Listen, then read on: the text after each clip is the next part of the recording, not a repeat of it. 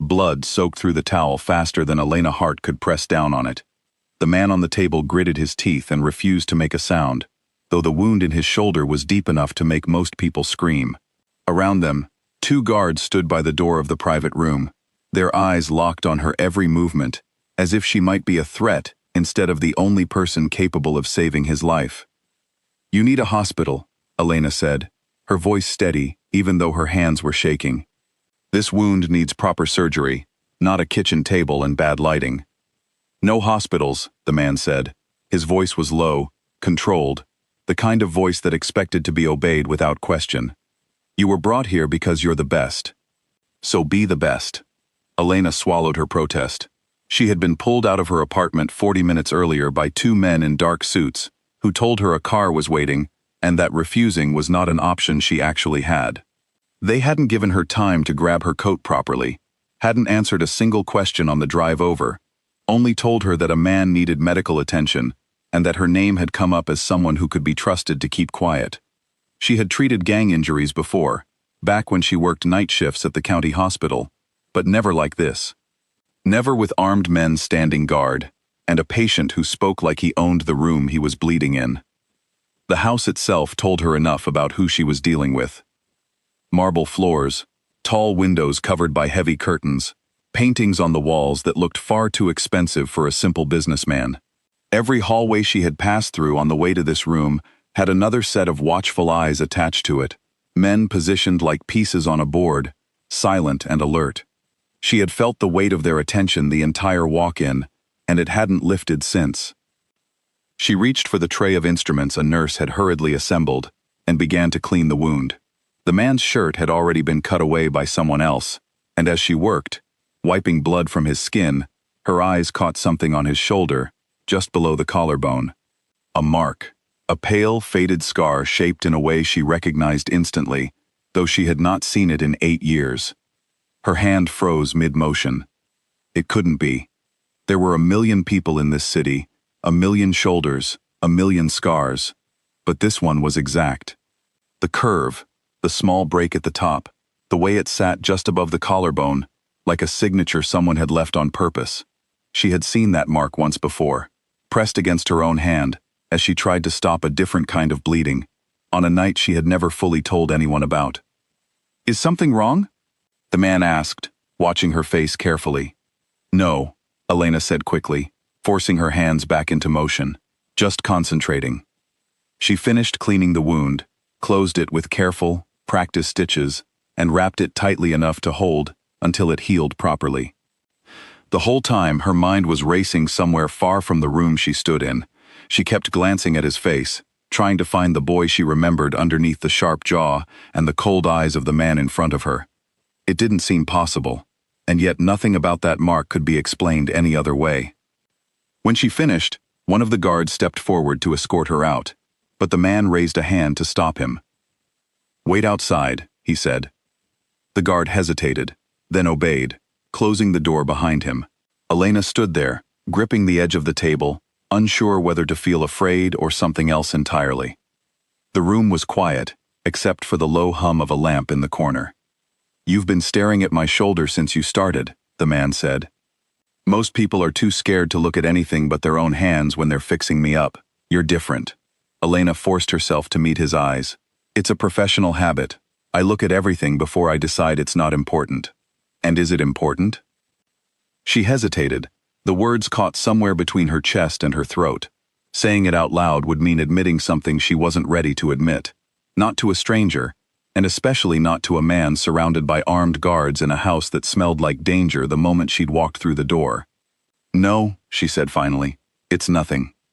He studied her for a long moment, the kind of look that made her feel like he could see straight through the lie. Then he nodded slowly, as if deciding to let it go for now. "My men will take you home." "Thank you," she said, though gratitude was the last thing she actually felt. As she reached the door, his voice stopped her one more time. "What's your name?" "Elena," she said. "Elena Hart." He said nothing else, but something flickered across his expression, something she couldn't quite place. Before she stepped fully into the hallway, one of the guards muttered something to another, low enough that she wasn't meant to hear it, but she caught a name anyway. Cavallo. She filed it away without letting her face show anything, repeating it silently in her mind until it locked in place beside the memory of the mark on his shoulder. She left the room with her heart pounding harder than it had all night, and not because of the blood or the guards or the danger she'd just walked out of. It was because of the mark, because of a memory she had buried so deep she thought it would never resurface, and because for the first time in 8 years, she believed she might actually be looking at the boy who had once saved her life and then disappeared without a trace. The car ride home was silent. The city passed by in blurred lights outside the window, and Elena barely noticed any of it. Her mind kept replaying the moment her fingers had brushed against that scar. The exact shape of it burned into her memory, from a night she had spent years trying to forget, and years more trying to remember clearly enough to find him again. She had been 17. It was late, past midnight, and she was home alone with her mother while her father worked a late shift. The sound of breaking glass from the back door had sent her running to her mother's room, but before they could even decide what to do, 2 men had already forced their way inside, looking for something, or someone, and clearly willing to hurt whoever stood in their way. What happened next was still fragmented in her memory, pieces of fear and adrenaline that never quite lined up into a clear picture. A boy, no older than 18, had come crashing through the same broken door, only moments after the men, fighting them off with a speed and ferocity that seemed impossible for someone so young. He was already bleeding when he arrived, a wound on his shoulder that he refused to acknowledge as he shielded her and her mother from the worst of it. He fought until the men fled, then collapsed against the kitchen counter, breathing hard, blood soaking through his shirt. Elena remembered pressing a towel to his shoulder exactly the way she had just done tonight, 8 years later, in a room she never expected to be in, treating a man she never expected to see again.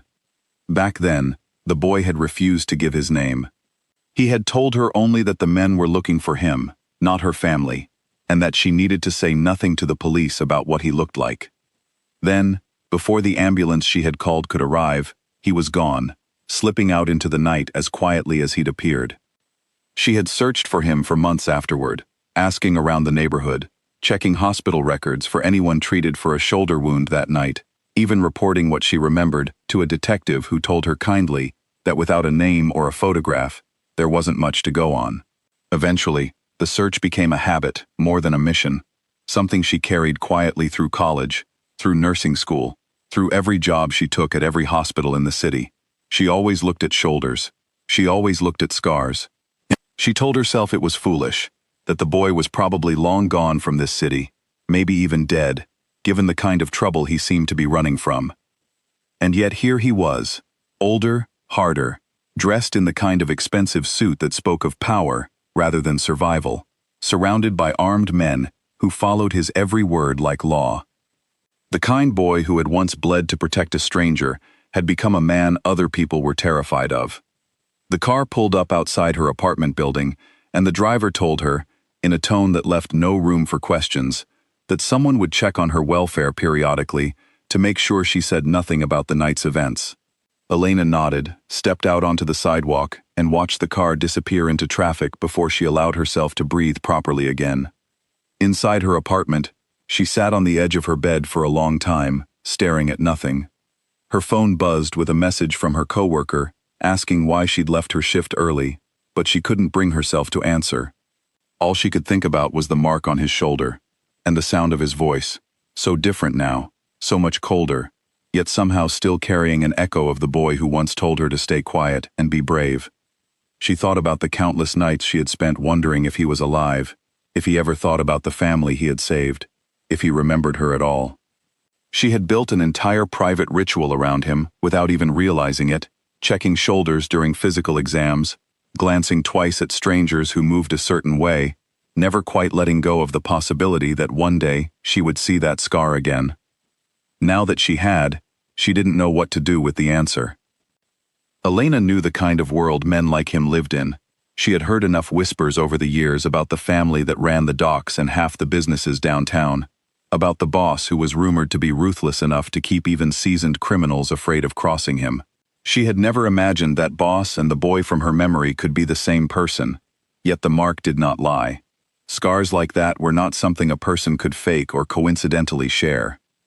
She lay back against her pillows, staring at the ceiling, trying to piece together what she should do next.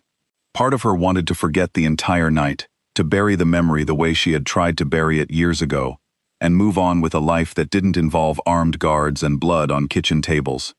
But another part of her, the part that had spent 8 years refusing to give up on finding him, wanted answers. She wanted to know why he vanished. She wanted to know what happened to the boy who had once been brave enough to save her, and what turned him into someone people now called a boss instead of a hero. She barely slept that night. Every time she closed her eyes, she saw his face again, the sharp features, the guarded eyes, the way he had studied her like he was trying to solve a puzzle he didn't have all the pieces to. She wondered if he recognized her too, if some part of him remembered the girl whose family he had protected, or if the years had erased that night from his memory, the way trauma sometimes erased things for people trying to survive. By morning, her decision had already been made, even if she hadn't consciously chosen it. She would find a way back into that world, not because it was safe, and not because it made any sense, but because for the first time in 8 years, the boy she had searched for had a face again, and she wasn't ready to let him disappear a second time. Her phone buzzed again as she made coffee, this time with a message from an unknown number. It contained only an address and a time, nothing else. She stared at it for a long moment, her heart pounding with a mixture of fear and something that felt dangerously close to hope. She had no idea what waited for her there, but she knew, with absolute certainty, that she was going to go. She thought back to the days right after the attack, when her mother had refused to speak about what happened, insisting they simply move forward as if nothing had changed. Her father had wanted to sell the house, convinced that whoever those men were might come back looking for the boy who had interfered with their plans. In the end, they stayed, mostly because Elena had begged them to, unwilling to leave the last place she had seen him without at least trying to understand what had happened. For weeks afterward, she had walked the same streets near her old neighborhood, studying the faces of every young man she passed, searching for some flicker of recognition in their eyes. She never found it. Eventually she told herself she had imagined the intensity of that night. That memory had likely exaggerated a frightened teenager into something braver and more mysterious than he actually was. It was easier to believe that than to accept she might never know what became of him. Nursing school had given her a strange kind of comfort. Every patient she treated was a small test, a chance to look for a mark she half expected to never find again. Colleagues used to tease her about how carefully she examined old injuries, how she lingered a second too long on healed wounds, asking questions that had nothing to do with their current treatment. She always brushed it off as thoroughness, never admitting that she was really searching for a ghost. Sitting in her kitchen now, coffee going cold in her hands, she realized how strange it was that the search had ended in the last place she would have expected. Not in a hospital corridor, not in a chance meeting on the street, but in a locked room with armed guards outside the door, sewing together the shoulder of a man everyone in the city seemed to fear. She thought about the way his eyes had held hers for that brief moment before she left, the flicker of something unreadable passing behind them. Had he recognized her too? Or had 8 years and everything he must have gone through erased that night so completely that she was nothing more than a nurse to him, someone hired to stop the bleeding and then sent home? The uncertainty gnawed at her more than the danger did. She had faced fear before, the kind that came from broken glass and shouting voices in the dark, and she had survived it. This felt different, quieter, but somehow just as consuming. It sat in her chest like a held breath she couldn't release until she knew the truth. She glanced again at the message on her phone, rereading the address twice, memorizing the time even though she had no intention of forgetting it. Going back into that world was reckless. She understood that clearly enough. Whatever business had put a bullet in his shoulder the night before was not the kind of business that welcomed outsiders, especially not ones who had already seen too much. But she had spent 8 years chasing a memory she couldn't prove, and now that the memory had a face, walking away simply wasn't something she was capable of doing. She finished her coffee, set the cup in the sink, and began getting ready, her hands steadier now than they had been the night before. She pulled on a plain jacket, tied her hair back the way she always did before a long shift, and checked her reflection in the hallway mirror as if she were preparing for work, rather than walking straight back into the life of a man the whole city seemed to fear. Outside, The morning was ordinary, in a way that felt almost cruel. Commuters hurried past on the sidewalk. A delivery truck idled at the corner. A dog barked somewhere behind a fence. None of it matched the storm building inside her chest. She thought of her mother, safely retired now in a quiet town, 2 hours away, completely unaware that the boy who had once saved her life was back in her daughter's world, more powerful and more dangerous than either of them could have imagined back then. Elena tucked her phone into her pocket and stepped out the door, locking it behind her out of habit, rather than any real belief that a lock would keep her safe from whatever was coming. Whatever waited for her at that address, whatever answers or dangers came with it, she was finally ready to face them. The address led to a small cafe tucked between two closed shops, far from the marble floors and armed guards of the night before. Elena stood across the street for a long moment, watching the door, wondering if walking in would answer her questions or simply put her in more danger than she already was. She had barely slept since leaving his estate the night before. Every time she closed her eyes, she saw the mark again, that small, pale scar catching the lamplight as she stitched the wound beside it. She had gone over the message on her phone a dozen times, wondering whether coming here was brave or foolish, wondering if there was even a difference between the two anymore. A man in a dark coat opened the door for her without a word, and she stepped inside to find the cafe nearly empty, except for one table near the back window. Dante Cavallo sat there, dressed casually now, his shoulder bandaged beneath a plain shirt instead of hidden under an expensive suit. He looked younger this way, less like the man surrounded by guards, and more like someone she could almost recognize from 8 years ago. "You came," he said as she approached. "You didn't exactly give me a choice." She sat across from him, keeping her hands folded on the table to hide how badly they wanted to shake. "Why am I here?" "Because you looked at my shoulder like you'd seen it before," he said, watching her carefully. "And because when I asked your name, you hesitated before you answered. People don't hesitate over their own names unless something else is happening in their head." Elena's throat tightened. She had spent 8 years hoping for a moment like this, and now that it had arrived, she didn't know where to begin. "There was a night," she said slowly. "A long time ago, someone broke into my house. My mother and I were alone. A boy came out of nowhere and fought them off. He was hurt, bleeding from his shoulder, in almost the exact same place I stitched last night." Dante's expression didn't change, but something behind his eyes shifted, a stillness that told her he was listening far more closely than his face let on. "He told me not to call anyone, not to describe him to the police," she continued. "Then he disappeared before I could even thank him properly. I spent years trying to find him. I never could." She remembered the exact sound the men had made, breaking through the back door that night, the way the glass had scattered across the kitchen tile, like something out of a nightmare she couldn't wake from. Her mother had grabbed her arm so hard it left bruises, pulling her toward the hallway, and for a moment, Elena had believed that was how the story would end, 2 frightened women hiding in a house that no longer felt safe. Then the second crash had come, louder than the first, and instead of more danger walking through that door, a boy had appeared, already bleeding, already fighting, before either of them understood what was happening. "I remember thinking you were going to die right there on our floor," she said quietly. "You kept fighting anyway. I've never understood how someone that young could be that fearless." "I wasn't fearless," Dante said. "I was terrified. I just didn't have the luxury of stopping to feel it." The silence between them stretched long enough that Elena began to wonder if she'd misjudged everything, if the mark really was just a coincidence after all, and she had humiliated herself in front of a man capable of very real danger. Then Dante exhaled slowly and looked down at his hands. "I remember a house with yellow curtains in the kitchen," he said quietly, "and a girl who kept saying she was going to call an ambulance, even after I told her not to." Elena's breath caught. "Blue curtains," she corrected softly, her voice barely steady. "They were blue." A faint, humorless smile crossed his face. "Blue curtains, then. I was 17. I'd been running from men who worked for someone I used to answer to, back before I understood how deep that world actually went. I broke into the first house I found with an unlocked window, thinking I could hide there until they lost my trail. I didn't expect anyone to be inside." "You saved us," Elena said. "You could have just hidden. Instead, you fought." They would have found me either way, he said. I figured if I was going down, I wasn't going to let two innocent people go down with me.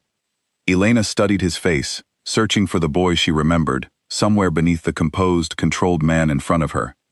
It was there, faintly, in the way his jaw tightened when he spoke about that night, in the small flicker of vulnerability that slipped through, before he caught himself, and pulled it back behind a wall of practiced calm.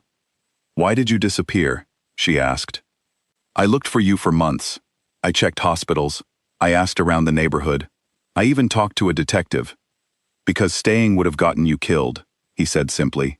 "The men chasing me that night worked for a family that didn't forgive loose ends. If they'd known your address, known your face, they would have used you to get to me. Leaving was the only way to keep you safe." "And instead?" Elena asked. "What happened to you?" Dante's eyes darkened slightly, and for a moment, he looked older than his years all over again. "I survived," he said. "That's the short version. The long version isn't something I like talking about in a cafe at 10 in the morning." Elena nodded, understanding the boundary he'd just drawn without needing him to explain it further. She had seen enough patients over the years who spoke about trauma the exact same way, in careful pieces, offered only when they were ready, and never a moment before. "I became someone the world thinks is dangerous," he continued after a pause. "I did what I had to do to stay alive, and then I did what I had to do to make sure I never had to run again. Somewhere along the way, running turned into building, and building turned into this." He gestured vaguely, as if the word could encompass everything his life had become: the guards, the estate, the name that made people afraid to meet his eyes. "Do you regret it?" Elena asked. "Every day," he said, without hesitation. "But regret doesn't undo 8 years. It doesn't give me back the version of myself that broke into your kitchen, with nothing but instinct, and no idea what he was about to become." "What happened after you left our house?" Elena asked. "You don't have to tell me everything, but I've spent 8 years imagining it, and I'd rather know the truth than keep guessing." Dante was quiet for a while, turning his coffee cup slowly on the table, without drinking from it. "I ran for almost a year," he said finally. "Slept in different places every few nights, worked jobs that paid in cash, and asked no questions. Eventually the men who were chasing me caught up. I thought that was going to be the end of it. Instead, the man who ran that family offered me a choice: work for him or disappear permanently. I was 18, alone, and I wanted to live. I chose to work for him." "And you built all of this from that?" Elena asked. "I built all of this because I learned quickly that the only way to stop being afraid of a man like that was to become someone he had to be afraid of instead," Dante said. "It took years. I'm not proud of most of it. But I stopped running, and I stopped being anyone's target. That mattered more to me than anything else at the time." Elena absorbed his words slowly, trying to reconcile the boy from her memory with the calculated, guarded man across the table. It wasn't easy, but she could see the thread connecting them now: the same instinct to protect, the same refusal to simply lie down and accept whatever fate other people tried to hand him. They sat in silence for a moment, the cafe humming quietly around them, a coffee machine hissing somewhere behind the counter. Elena felt the weight of everything she'd carried for 8 years finally settling into place. The questions she never thought she'd get answered, now sitting plainly in front of her. "I never forgot you," she admitted. "I used to check people's shoulders during exams. Old habit, I guess. I told myself I was being thorough, but really, I think some part of me never stopped hoping I'd find that mark again." Something shifted in Dante's expression, something softer than the controlled calm he'd carried since she sat down. "I thought about the girl with the blue curtains more than I probably should have," he said. "It felt strange, holding on to a memory like that while everything else about my life fell apart around it. But I never let myself look for you. I told myself it was better if you'd forgotten. Better if that night stayed a strange story you told yourself never really happened." "It happened," Elena said firmly.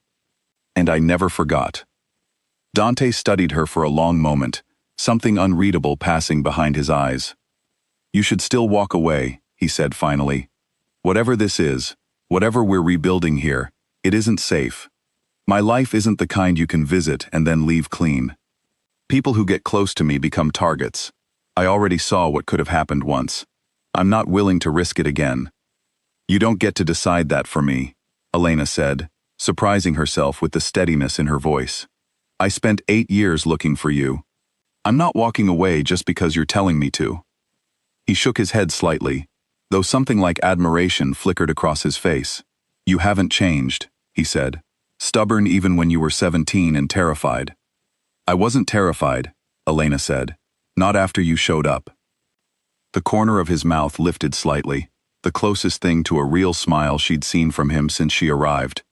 For a moment, the years between them seemed to fold in on themselves, and she caught a glimpse of the boy who had once bled on her kitchen floor and told her everything would be fine, even as blood soaked through his shirt. Their conversation was cut short when one of his men appeared at the door, exchanging a quiet, urgent look with Dante that immediately shifted the mood in the room. Dante rose from his seat, his posture straightening back into the controlled, guarded stance she'd seen the night before. I have to go, he said. Someone will make sure you get home safely. Wait, Elena said, standing quickly. Will I see you again? He hesitated by the door, glancing back at her with an expression caught somewhere between longing and warning. You shouldn't want to, he said. But yes, I don't think either of us is capable of walking away now. He left before she could respond, disappearing through the door with the same quiet urgency his men carried, leaving her standing alone in the cafe, with her heart pounding and her mind spinning through everything she'd just learned. Outside, a car waited to take her home, the same silent efficiency as the night before. As she settled into the back seat, she caught sight of a man across the street watching the cafe a little too closely, his eyes tracking the car as it pulled away. She told herself it was nothing, a stranger waiting for someone else entirely, but the uneasy feeling stayed with her the entire ride home. That evening, sitting alone in her apartment, Elena finally allowed herself to feel the full weight of everything that had happened. The boy she had spent 8 years searching for was real. He remembered her. He had thought about her too, in his own way, even as his life spiraled into something dangerous and complicated. Part of her wanted to feel relieved, to finally close the chapter that had followed her since she was 17. Instead, she felt like she'd only opened a new one with far higher stakes than she'd ever imagined. Her phone buzzed with a text from an unknown number again, but this one was different from the first. It read only, "Be careful who you talk to about today." Elena stared at the message for a long time, her stomach twisting into a knot of unease. She had told no one about her visit to the cafe, no one about the mark on Dante's shoulder, no one about the memory that had haunted her for 8 years. Which meant whoever sent that message already knew far more about her than they should. She thought about the man who had been watching the cafe, the tension that had passed through Dante's face right before he left, the world of danger he'd warned her about only minutes earlier. She had chosen to stay, to hold on to the connection she'd waited 8 years to find again. But sitting alone in her apartment with a warning message glowing on her phone screen, she began to understand just how real that danger actually was. She locked her apartment door, checked the windows twice, and sat awake long into the night, replaying every word of their conversation, wondering how much of the past she had reclaimed, and how much of the future she had just put at risk. Around midnight, she gave up trying to sleep and moved to the kitchen to make tea, hoping the small routine might quiet her mind. Instead, standing at her window with the cup warming her hands, she noticed a car parked across the street that hadn't been there earlier. It sat with its lights off, unmoving, and though she couldn't see who was inside, the sight of it sent a fresh wave of unease crawling up her spine. She stepped back from the window, out of view, and stood in the dark kitchen for a long time, listening to nothing but her own breathing.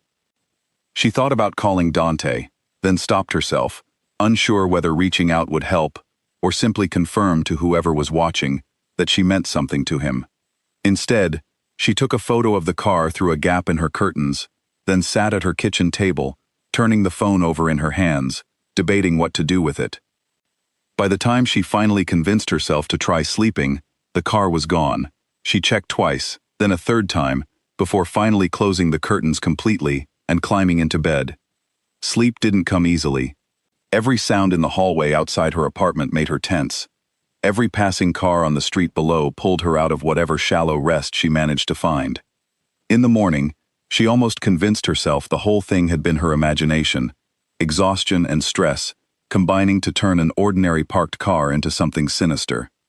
But when she left for her shift at the clinic, she noticed the same man from outside the cafe the day before, standing near the corner of her street, pretending to read a newspaper, while his eyes tracked her every movement. She didn't approach him. She didn't run either, though every instinct told her to do exactly that. Instead, she walked calmly to the bus stop, boarded the first bus that arrived regardless of its route, and rode 3 stops before getting off and doubling back through a different street entirely, the way she'd read about once in an article about avoiding being followed. She had no idea if it worked. She had no idea if any of this was real, or if fear was simply reshaping the world around her into something more dangerous than it actually was. What she did know, with a certainty that surprised her, was that she wasn't going to walk away. Not now, not after finally finding him again. Whatever danger came with loving a man like Dante Cavallo, she had already decided, without fully realizing it, that she was willing to face it. Still, as she finally reached the clinic and stepped inside to begin her shift, she couldn't shake the feeling that the warning message on her phone had not been an empty threat, and that somewhere out there, someone already knew far more about her and Dante's reunion than either of them had intended anyone to find out. The man with the newspaper was gone by the time Elena finished her shift, but the unease he'd left behind followed her the entire walk home. She kept glancing over her shoulder, checking reflections in shop windows, jumping at sounds that were probably nothing more than the ordinary noise of the city. By the time she reached her apartment, her nerves were stretched thin enough to snap. A black car was waiting outside her building. She recognized the driver from the night before, and though every instinct told her to keep walking, curiosity, and something closer to hope, pulled her toward it instead. The window rolled down to reveal Dante in the back seat, his expression tighter than it had been at the cafe. "Get in," he said. "We need to talk." Elena hesitated only a moment before sliding into the seat beside him. The car pulled away from the curb immediately, merging into traffic with practiced smoothness. "Someone followed me today," she said before he could speak. "A man near the cafe yesterday, and again this morning, outside my apartment. I also got a message last night, warning me to be careful who I talk to." Dante's jaw tightened. "Show me the message." She pulled out her phone and handed it to him. He read it twice, his expression darkening with each pass. "This isn't a coincidence," he said. "Someone's watching you because they think you matter to me." "Do I?" Elena asked quietly. He looked up from the phone, meeting her eyes with an intensity that made her breath catch. "You know you do," he said. "That's exactly the problem." He was quiet for a moment, watching the streets pass outside the window, as if choosing his next words carefully. "There are things about my life you don't know," he said finally. "Things I should probably tell you now, before either of us decides this is something worth the risk." "I'm listening," Elena said. He explained, in careful, measured words, the world she had unknowingly stepped back into. The docks, the shipping routes, the businesses that operated in the daylight, and the ones that didn't, all of it controlled by a fragile balance of power between families who had spent decades testing each other's limits. Dante's rise within that world had not gone unchallenged. A rival family, run by a man named Alessio Grimaldi, had spent the last 2 years trying to find any weakness they could use against him. "They know I don't have family left to threaten," Dante said.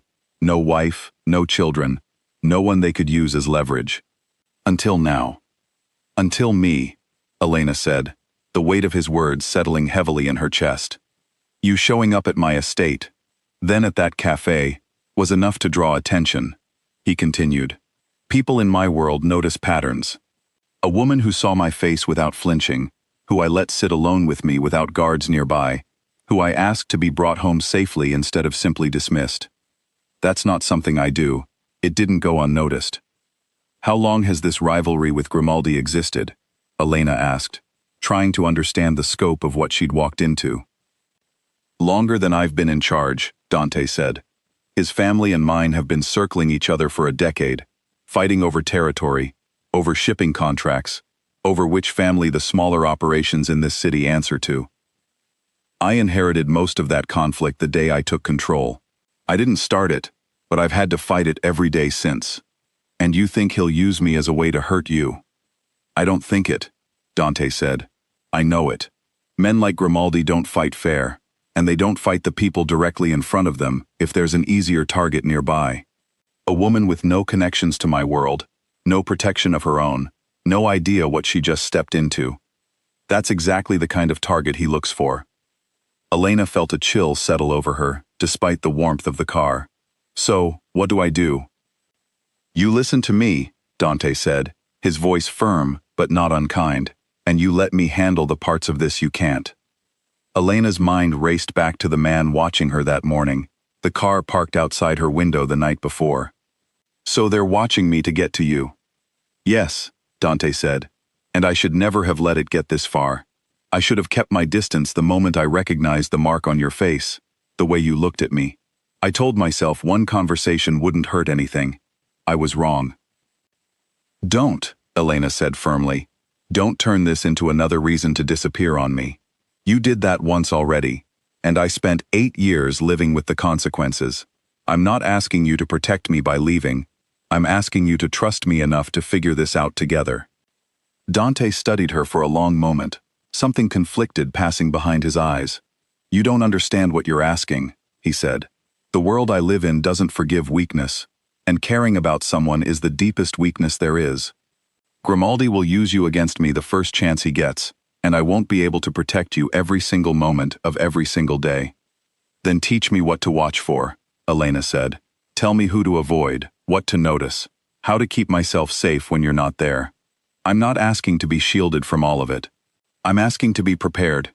He shook his head slightly, though something like reluctant respect flickered across his face. You really haven't changed, he said, still refusing to just be scared and stay out of the way. Being scared and useful aren't the same thing, Elena said. The car slowed as it approached her apartment building again, having circled the block twice while they talked.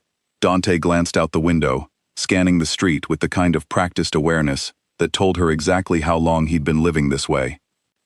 I'm going to increase security around your building, he said. Men who'll stay out of sight, but keep watch. If anything feels wrong, anything at all, you call me immediately. Not a message, a call. Okay, Elena said. And I need you to understand something else, he continued, his voice softer now, less like the controlled boss and more like the boy she remembered from 8 years ago. Whatever happens next, whatever this becomes between us, I need you to know that walking back into your life wasn't something I planned. I thought about you more than I should have over the years. Finding you again, even under circumstances like these, feels like something I don't want to lose a second time. Elena's chest tightened with an emotion she hadn't expected to feel this soon, something warm cutting through the fear that had followed her all day. I don't want to lose this either, she admitted, even knowing how dangerous it is. Dante reached over and took her hand, his grip firm but careful, as if he were afraid she might disappear the moment he let go. Then we figure this out together, he said. But you listen to everything I tell you about staying safe. No exceptions. No exceptions, Elena agreed. They sat in silence for a moment, the weight of everything they just admitted settling comfortably between them, despite the danger surrounding it. Then Dante's phone buzzed, and his expression shifted instantly back into the guarded calm she recognized from their first meeting. He read the message, his jaw tightening. I have to go, he said. Grimaldi's people were spotted near the docks tonight. I need to handle it before it becomes something worse. Elena felt a flicker of fear at the thought of him walking into whatever waited near those docks, but she also understood, even after only a few days back in his life, that trying to stop him would be pointless. This was who he was now, someone who handled danger directly, rather than waiting for it to arrive on its own terms. Be careful, Elena said, surprising herself with how much she meant it. He squeezed her hand once before letting go. Stay inside tonight. Don't open the door for anyone you don't recognize, even if they claim to be one of my men. I'll send someone with a code word you can verify. Elena nodded, stepping out of the car with her heart pounding, for an entirely different reason than it had that morning. She watched the car pull away, disappearing into the evening traffic, and stood on the sidewalk for a long moment before finally heading inside. That night, true to his word, a message arrived with a code word and instructions to check the peephole before opening her door for anyone. She barely slept again, though this time it wasn't only fear keeping her awake.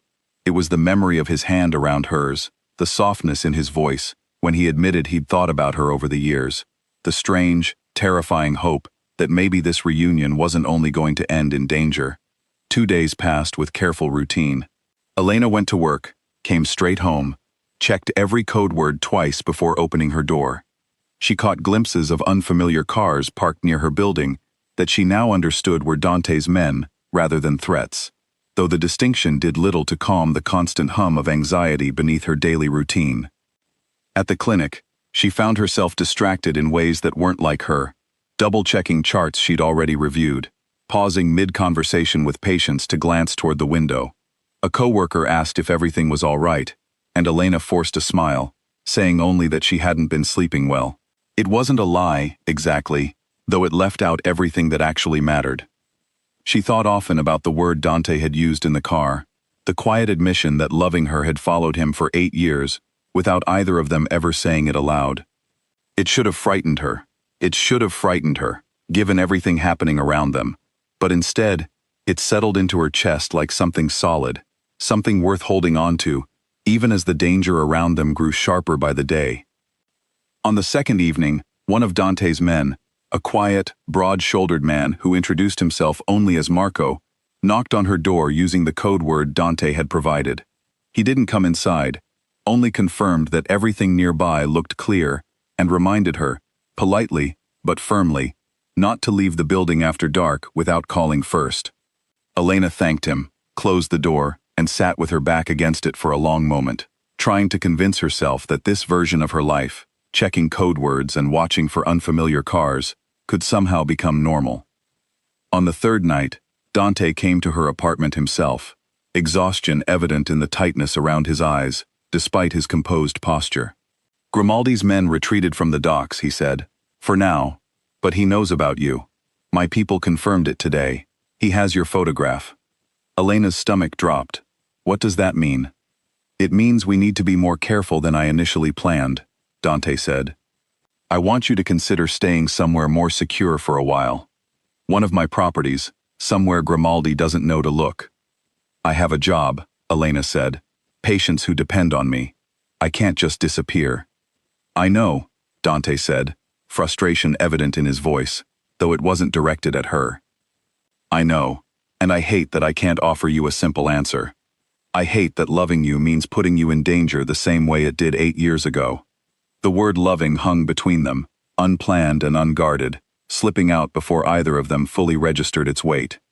Elena felt her breath catch, and for a moment, neither of them spoke, the admission settling into the room like something too fragile to touch. "I meant that," Dante said quietly, breaking the silence first. "I know it's fast. I know the timing is impossible given everything happening around us. But 8 years of thinking about a girl with blue curtains in her kitchen, and then finding her exactly as brave and stubborn as I remembered, it isn't something I can pretend I don't feel." "I love you too," Elena said, the words leaving her chest with a relief she hadn't expected. "I think some part of me has for 8 years, even without knowing your name." Dante crossed the room and pulled her into an embrace, careful of his healing shoulder, holding her the way someone holds something they're terrified of losing. For a moment, the danger outside her apartment walls seemed to fade into the background, replaced only by the certainty that whatever came next, they would face it together. "I used to imagine what I would say to you if I ever found you again," he murmured against her hair. "I had years to think about it, whole speeches I rehearsed in my head during nights when sleep wouldn't come. None of them sounded anything like what actually happened when I saw you standing over my shoulder with a needle in your hand." Elena laughed softly despite everything, the sound surprising her. "I imagined a lot of things too," she admitted. "None of them involved armed guards or marble floors." "What did you imagine?" he asked. "Mostly just finding you," she said. "Learning your name, knowing you were alive somewhere, safe, doing something ordinary with your life. I never let myself imagine much beyond that, because it felt greedy to hope for more than just knowing you'd survived." Dante pulled back slightly to look at her, his expression softer than she'd seen it since they'd reconnected. "I'm sorry I couldn't give you ordinary," he said. "I wish more than anything I could offer you a life without guards and code words and men watching your building. You deserve that kind of peace." "I don't need ordinary," Elena said. "I spent 8 years without you. I'd rather have complicated and real than peaceful and empty." He studied her for a long moment, something like disbelief mixed with gratitude passing across his face, as if he still couldn't quite accept that she meant what she was saying. Then he leaned down and kissed her, gentle at first, then deeper, years of searching and waiting finally finding their answer in the quiet of her apartment. But the moment was short-lived. Dante's phone buzzed again, and this time when he checked it, the color drained from his face entirely. "What is it?" Elena asked, fear returning instantly to her chest. "Grimaldi's men were spotted outside this building 20 minutes ago," he said. "They know exactly where you live." Elena's mind flashed immediately to the code word system, to Marco's quiet visit 2 nights before, to every precaution that suddenly felt fragile against the reality of men standing outside her door. "What do we do?" she asked, her voice steadier than she expected, given the fear coursing through her. "You pack a bag right now," Dante said, already moving toward her bedroom door. "Only what you need. We're leaving before they have a chance to make a move." Elena didn't argue. She grabbed a small bag from her closet, throwing in clothes and essentials with hands that trembled, despite her attempt to stay calm. Dante checked the hallway through the peephole, his posture shifting into the alert, controlled stance she'd first seen the night she stitched his shoulder, all traces of the softness from moments earlier, tucked away behind necessity. "Stay behind me," he said quietly, "and stay close, no matter what happens." Elena nodded, gripping her bag tightly as he eased the door open and checked the hallway in both directions before motioning her forward. Her heart pounded with every step toward the stairwell, every shadow along the corridor suddenly looking like a threat waiting to reveal itself. She had spent 8 years wondering what happened to the boy from her kitchen. She never imagined that finding him again would mean walking through her own building like a target, trusting him completely to get her out safely. The stairwell was silent, except for the sound of their own footsteps. But silence had never felt more threatening than it did in that moment. Dante moved ahead of her with practiced caution, checking each landing before waving her forward, his hand never far from the inside of his jacket, where Elena suspected a weapon waited, ready but hidden. They reached the ground floor without incident, slipping out through a side entrance rather than the main lobby. A car waited in the alley behind the building, engine already running, Marco standing beside it with the door open and his eyes scanning the street in every direction. "Clear on this side," Marco said quietly as they approached. Elena climbed into the back seat with Dante right behind her, the door closing with a solid thud that felt like the only safe sound in the world at that moment. The car pulled away immediately, taking side streets instead of main roads, weaving through the city with a deliberate unpredictability that Elena assumed was meant to shake off anyone following them. "Where are we going?" she asked, her voice quieter than she intended. "Somewhere Grimaldi doesn't know about," Dante said. "A property under a different name, far enough outside the city that it won't be the first place his people think to look." Elena nodded, though her mind was still racing through everything that had happened in the last 20 minutes. Only an hour earlier, she had been in his arms, the danger outside momentarily forgotten in favor of a confession neither of them had planned to make. Now she was fleeing her own apartment with a bag hastily packed, and her heart hammering against her ribs. The drive took nearly 40 minutes, the city lights gradually giving way to quieter roads and darker skies. Eventually the car turned down a long private driveway, gravel crunching beneath the tires, until a modest house came into view, far less grand than Dante's main estate, but clearly secure, with motion lights along the perimeter, and a fence taller than Elena had expected for a place meant to look unremarkable. Inside, the house was simple but comfortable, clearly meant for exactly this kind of situation, a safe place to disappear when circumstances demanded it. Dante checked every window and door himself, before finally allowing his shoulders to relax slightly, though the tension never fully left his expression. Elena set her bag down near the couch and looked around the room, taking in the plain furniture, the absence of anything personal, the sense that this house existed purely as a tool rather than a home. It made her wonder how many nights Dante himself had spent in places like this over the years, how many times he'd had to disappear from his own life at a moment's notice. "How many of these places do you have?" she asked. "Enough," Dante said. "You learn early in this life that staying in one place too long is a mistake. I have properties scattered around the city and beyond, none connected to my name on paper, all of them ready to be used the moment they're needed." "That sounds exhausting," Elena said. "It is," he admitted, "but it's kept me alive this long." "You're safe here," he said. "For now." "For now," Elena repeated. "That's not exactly reassuring." "I won't lie to you," Dante said, sitting across from her at the small kitchen table. "Grimaldi knowing where you live means he's serious about using you as leverage. That's not something that resolves itself in a single night." Elena wrapped her arms around herself, the adrenaline of their escape finally beginning to fade, leaving exhaustion and fear in its place. "What does resolving it look like?" she asked. Dante's expression hardened slightly, the calculating look of a man already working through options she suspected she wouldn't like. "There are a few ways this could go," he said. "None of them simple." He explained that the safest option, though the one that felt most impossible to Elena, would be for her to leave the city entirely, at least until the conflict with Grimaldi resolved itself one way or another. The second option involved a direct confrontation, something Dante clearly preferred to avoid, given the unpredictability of open conflict between two powerful families. The third option, the one he seemed least willing to discuss, involved negotiating directly with Grimaldi, offering something valuable enough to convince him Elena wasn't worth the trouble. "What would you offer him?"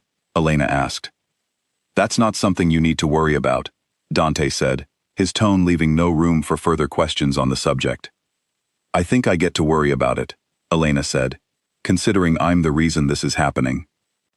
Dante's expression softened slightly, though the tension in his shoulders remained. "You're not the reason," he said. "Grimaldi is the reason. I'm the reason, if anyone is. My past, my choices, the world I built for myself. You just happened to walk back into the middle of it." They sat in silence for a while, the weight of everything pressing down on both of them. Elena studied Dante's face across the table, noticing the faint lines of exhaustion around his eyes, the way his hands stayed slightly tense even at rest, as if his body had forgotten how to fully relax after years of living this way. "Do you ever regret choosing to survive that night?" she asked quietly, "instead of just letting them catch you?" Dante considered the question for a long moment. "Sometimes," he admitted, "not because I don't value being alive, but because survival came with a price I didn't fully understand at 18. I lost the chance to be anyone ordinary. I lost years I could have spent building something simple instead of something dangerous." "You could still build something simple," Elena said. "Someday, after this is over." Something flickered across his face, a fragile kind of hope he seemed almost afraid to let show. "I used to think that was impossible," he said. "Lately, I'm not so sure." Eventually, Elena's exhaustion won out over her fear, and Dante showed her to a small bedroom upstairs, promising to keep watch through the night while she tried to rest. Sleep came slowly, fragmented and shallow, filled with half-formed dreams of running through unfamiliar streets, but exhaustion eventually pulled her under completely sometime near dawn. She woke to the sound of raised voices downstairs, sharp and urgent, though too muffled through the floor for her to make out the words clearly. Elena dressed quickly and made her way to the top of the stairs, catching fragments of a conversation between Dante and Marco that made her stomach twist with dread. "They found the property," Marco was saying. "Grimaldi's men were spotted at the end of the driveway 20 minutes ago." "How?" Dante demanded. "This location wasn't supposed to exist on paper anywhere." "I don't know," Marco said, "but we need to move her now, before they close in further." Elena descended the stairs quickly, her heart pounding at the sight of Dante's expression, sharper and more dangerous than she'd seen it since the night she stitched his shoulder. He turned to her immediately, his voice steady despite the urgency in his eyes. "We're leaving," he said. "Now." They moved quickly through the house, gathering only the essentials, Dante's hand firm around Elena's, as they made their way toward a back exit rather than the driveway where Grimaldi's men had reportedly been seen. Marco led the way, checking corners and windows, with the same practiced efficiency he'd shown the night before. Outside, the morning air was cool and quiet, deceptively peaceful given the danger closing in around them. They reached a second vehicle, parked near the tree line behind the house, and Dante practically lifted Elena into the back seat before climbing in beside her, Marco taking the driver's seat and pulling away with controlled urgency. They hadn't gone more than a mile down the road when a car appeared behind them, gaining speed rapidly enough that Elena's breath caught in her throat. "They're behind us," Marco said, his voice tight. "Lose them," Dante said, already reaching for something inside his jacket. "Take the back route toward the highway." Marco swerved down a side road, tires screeching against the pavement, and Elena gripped the edge of her seat as the car behind them matched every turn with unsettling precision. Dante positioned himself slightly in front of her, his body a shield between her and the window, his focus entirely on the threat behind them. "Stay down," he told her, and Elena obeyed instantly, ducking low in her seat as the sound of the pursuing car grew louder. What followed was the most terrifying 10 minutes of Elena's life, the car weaving through narrow roads at speeds that made her stomach lurch, Dante speaking in low, controlled sentences to Marco about directions and distances, his composure never breaking even, as the situation grew more dangerous by the second. At one point, the pursuing car pulled dangerously close, and Elena caught a glimpse of the driver's face through the side mirror, cold and focused, clearly a professional, rather than an amateur simply looking to intimidate. At one point, Marco cut across 2 lanes without warning, forcing another driver to slam on their brakes, horns blaring around them as the pursuing car struggled to match the maneuver.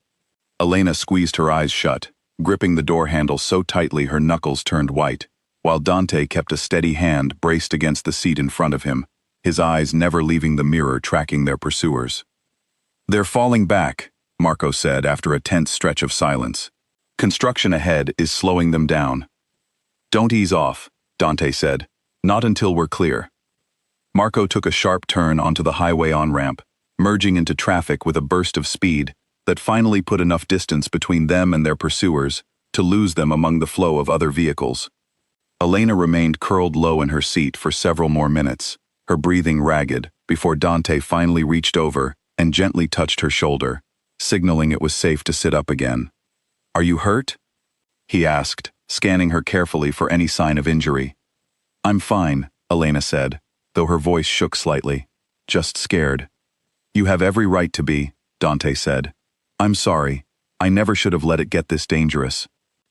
They drove for another hour, taking a deliberately circuitous route before finally arriving at a second safe house, this one even more secure than the first, tucked away behind tall trees, with no visible road leading to it, except a narrow dirt path.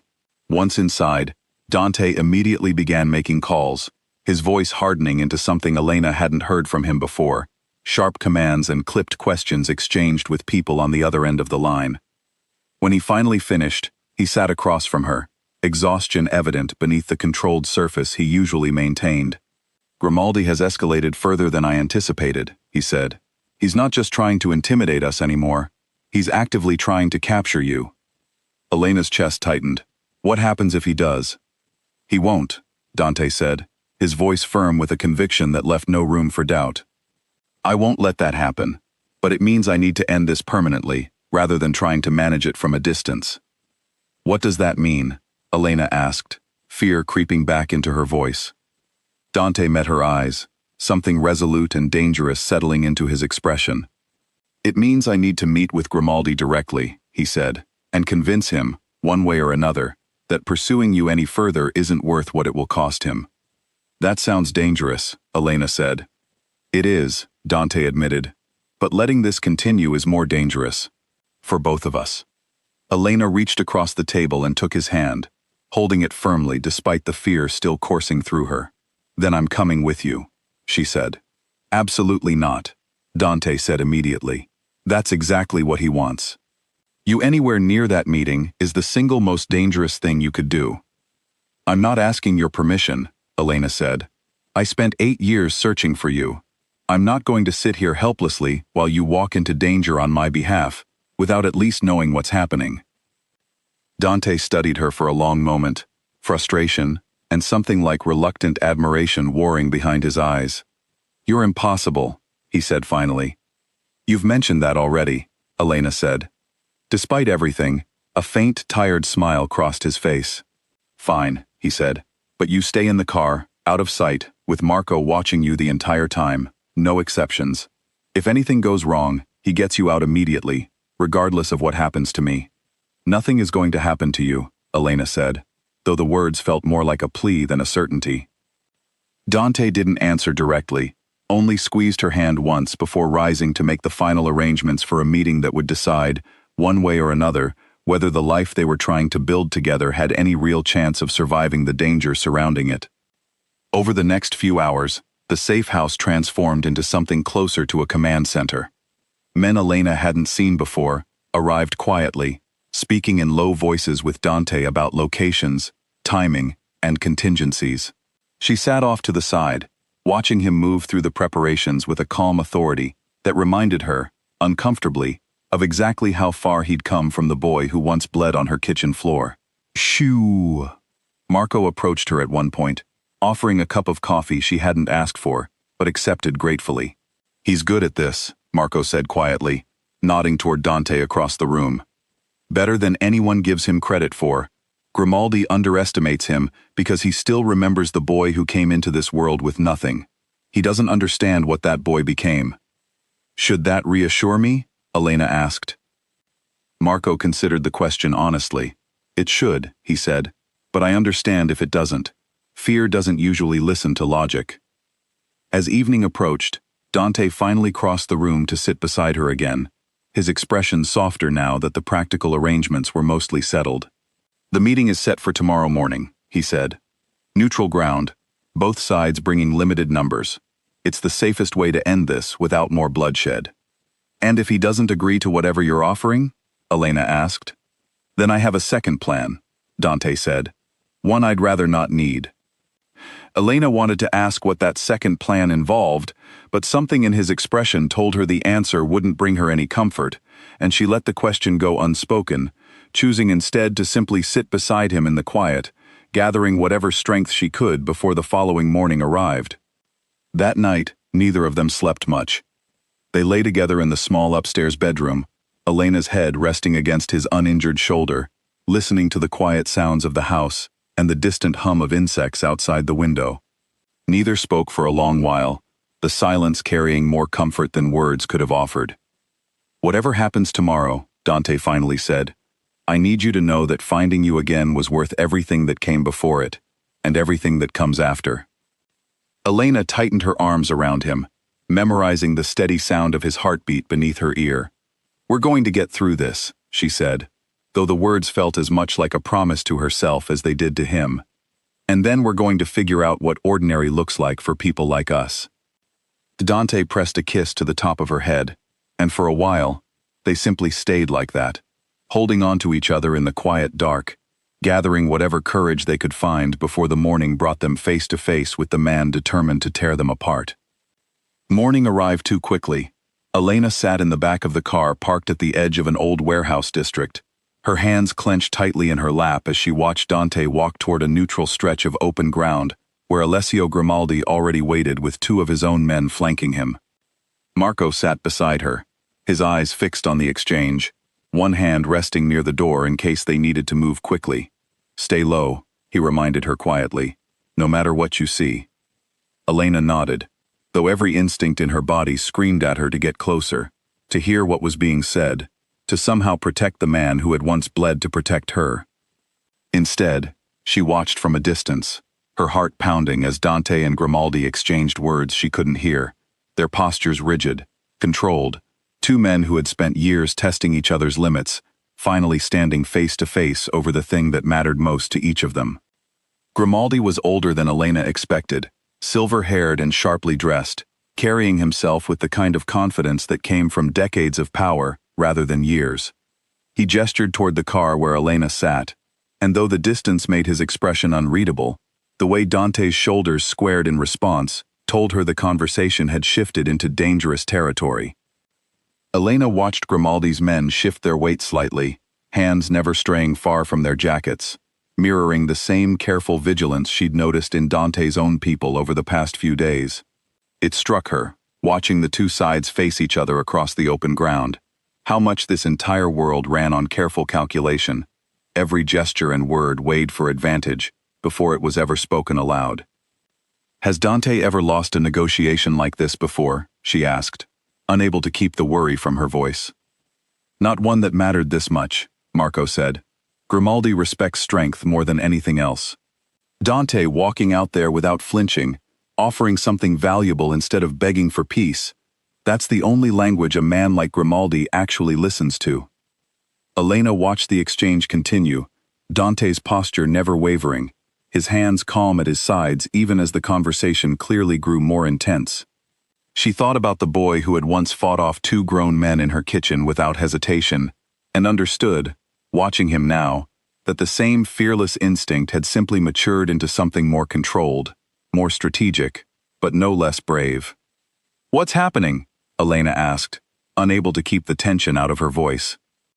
"They're negotiating," Marco said. "Dante's offering him something Grimaldi wants more than he wants you. What could possibly matter more to him than proving he can hurt Dante?" "Territory," Marco said simply. "Grimaldi has wanted control of the northern docks for years.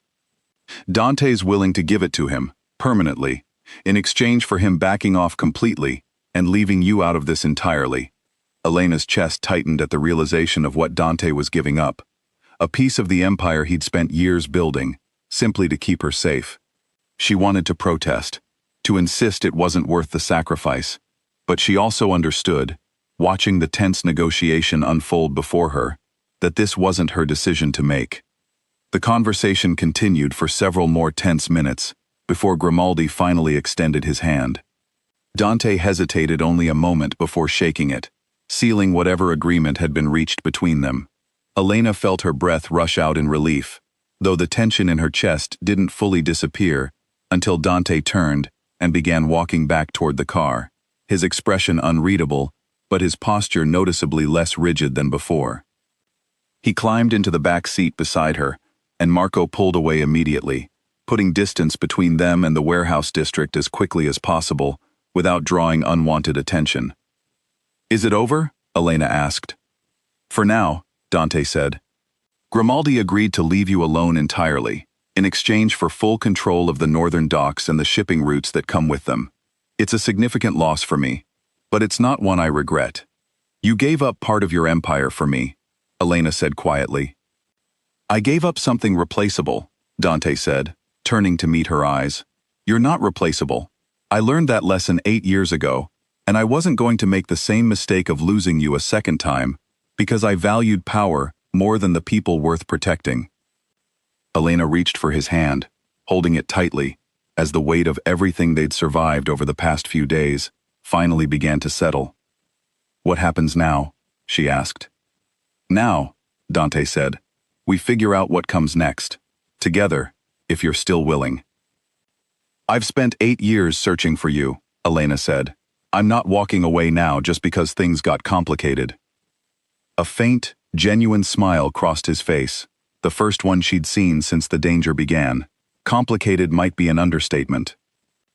They returned to the city later that afternoon, though not to Elena's original apartment. Dante insisted on relocating her to a more secure building until they were certain Grimaldi's agreement would hold, a precaution Elena didn't argue against, given everything they'd just survived. The new apartment was modest but comfortable, and for the first time in days, Elena allowed herself to simply breathe, without constantly scanning her surroundings for threats. Over the following weeks, life slowly began to settle into something resembling normalcy, though a version of normalcy neither of them could have imagined years earlier. Dante visited often, sometimes with the careful formality of a man still adjusting to letting someone into his guarded world, other times with an ease that reminded Elena powerfully of the boy who had once fought fearlessly to protect strangers in a kitchen with blue curtains. She continued working at the clinic, though Dante's men remained a quiet, constant presence nearby, a precaution she'd stopped resenting once she understood it came from care rather than control.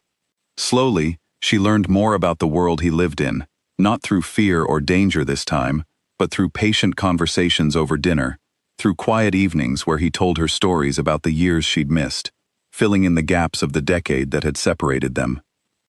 He told her about the first apartment he'd rented, after finally earning enough trust within the organization to live somewhere permanent, a small, sparsely furnished place he'd kept for years out of habit, even after he could afford far more.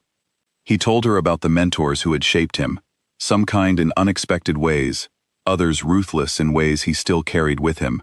He told her, quietly one evening, about the nights early in his new life, when he'd wondered if the girl with the blue curtains ever thought about him at all, and how those thoughts had kept him going through some of the hardest years of his transformation.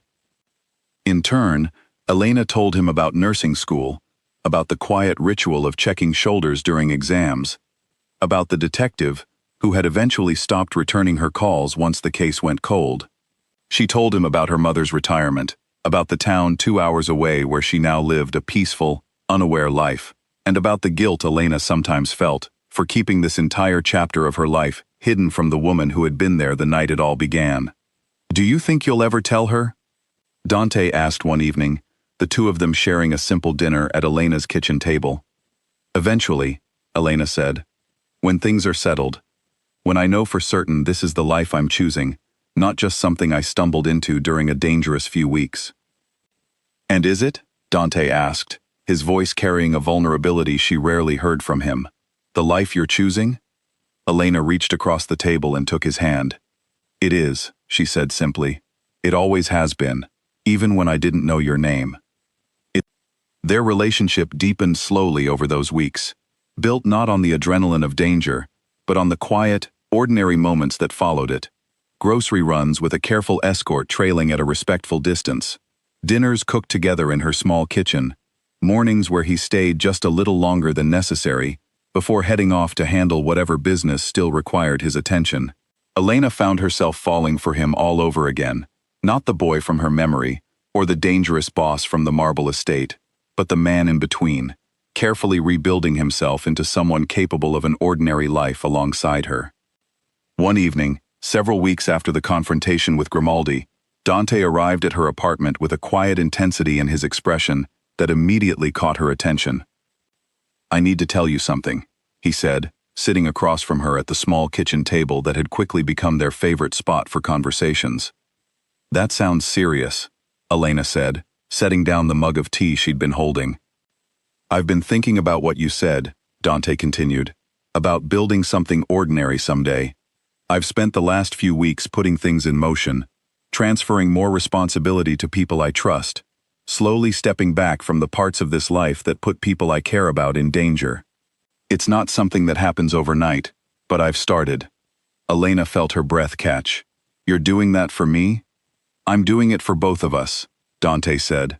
"I spent 8 years surviving in a world that demanded everything from me and gave very little back. Finding you again reminded me that surviving isn't the same as living. I want to actually live, Elena, with you, if you'll let me." Tears gathered in Elena's eyes, though they carried none of the fear that had accompanied so many of their recent days together. "Of course I'll let you," she said. "I've wanted exactly this since I was 17 years old, standing in a kitchen with blood on my hands, terrified for a boy I didn't even know the name of." Dante reached across the table and took her hand gently, the same careful, protective grip she remembered from the very beginning of their reunion. "I owe you 8 years," he said. "I intend to spend the rest of my life making up for every one of them." "You don't owe me anything," Elena said. "You saved my life once, without hesitation, without even knowing my name. Everything since then has just been finding our way back to each other." They sat together in comfortable silence for a while, the evening light fading gently outside the window, the danger that had once surrounded them now feeling distant, almost unreal compared to the quiet warmth of the moment they were sharing. "There's something else," Dante said eventually, reaching into his jacket pocket and retrieving a small velvet box. He set it on the table between them, his expression a careful mixture of nervousness and certainty that Elena had never seen on him before. "Dante," she breathed. "I know it's fast," he said. "I know by any reasonable measure, we've only really known each other again for a few weeks. But I've loved you since I was 18 years old, even without a name to attach to the memory. I don't need more time to know what I want. I want you. I want the ordinary life we talked about, the one neither of us thought we'd ever get to have. Elena stared at the box, her heart pounding with an emotion far different from the fear that had defined so much of the past few weeks. Yes, she said, before he even had the chance to fully open it. Yes, absolutely yes. Dante's face broke into a genuine smile, one that erased every trace of the guarded, controlled man she'd first met, stitching a bullet wound in a marble-floored mansion. He opened the box to reveal a simple, elegant ring, nothing flashy or excessive, exactly the kind of understated beauty that suited the life they were hoping to build together. I picked it myself, he said, a note of nervous pride in his voice. No designers, no advisors, telling me what would impress anyone. I wanted something that looked like the life we're building, not the one I'm leaving behind. Elena looked at it closely, a single stone set simply against a thin band, catching the evening light in a soft, unassuming way. It's perfect, she said. It's exactly right. I almost didn't buy it, Dante admitted. I stood in that shop for nearly an hour, wondering if I had any right to ask you for a future after everything I put you through these past few weeks. The danger, the running, giving up something I built over a decade, just to keep you safe. I wondered if you'd rather have a simpler life, one without any of this complexity attached to it. I don't want simple, Elena said, echoing the words she'd told him before, meaning them even more deeply now. I want you. Complicated, imperfect, still figuring out how to live an ordinary life after everything you survived. That's the future I want. He slid it onto her finger, his hands steady despite the emotion evident in his eyes, and for a long moment, neither of them said anything, simply sitting together in the quiet apartment, letting the weight of everything they'd survived settle into something that finally felt like peace. 8 years, Elena said softly, looking down at the ring on her hand. I never stopped looking for you, even when I told myself I should give up. I never stopped thinking about you, Dante said, even when I convinced myself you deserved to forget me entirely. I could never forget the boy who saved my life, Elena said, or the man he became, brave enough to fight for it all over again. Outside, the city moved on around them, unaware of the danger they'd survived, or the years of searching that had finally led them back to each other. Inside the small apartment, wrapped in each other's arms, Elena and Dante finally allowed themselves to believe that whatever came next, they would face it exactly as they'd faced everything else, together, without fear, and without ever letting go again. Later that evening, after the excitement had settled into a quiet, contented calm, Elena rested her head against his shoulder, her fingers tracing lightly over the small scar that had started everything. Dante watched her with a tenderness that still sometimes surprised her, given everything he'd survived to become the man sitting beside her now. Do you ever think about how different things would be if I hadn't broken into your house that night? He asked quietly. All the time, Elena admitted. I don't know who I'd be without that night. I don't know if I would have become a nurse, or if I would have spent my life searching for someone else entirely, someone I never found, because I was always looking for you instead. I like to think we would have found each other eventually, Dante said, some version of us, in some other circumstance. Maybe, Elena said, but I'm glad we didn't have to find out. I'm glad it was you, breaking through that door, bleeding on our kitchen floor, refusing to let anyone hurt us, even though you had every reason to just run and save yourself. I could never have just run, Dante said. Not from something like that. Not even at 18, with everything to lose. Elena smiled softly, pressing a gentle kiss to his shoulder, right over the mark that had brought them back together after 8 long years apart. That's exactly why I never stopped looking for you, she said. Some part of me always knew, even without proof, that the boy brave enough to save 2 strangers was worth spending years searching for. They sat together as the evening deepened into night, the city lights flickering to life outside the window, the danger of the past few weeks finally beginning to feel like a story they would tell someday, rather than a wound still healing. Dante's transition away from the life that had once defined him would take time, care, and patience from both of them, but for the first time since he was 18 years old, he finally believed it was possible. The mark on his shoulder, once a symbol of a night neither of them fully understood, had become something else entirely, proof that some connections survive distance, danger, and the passing of years, waiting patiently for the moment they're finally recognized again. For Elena and Dante, that moment had come not with fear, but with a quiet, steady certainty that whatever life they built next, they would build it together, choosing each other completely, without hesitation, exactly as they had both been willing to do since the very night it all began.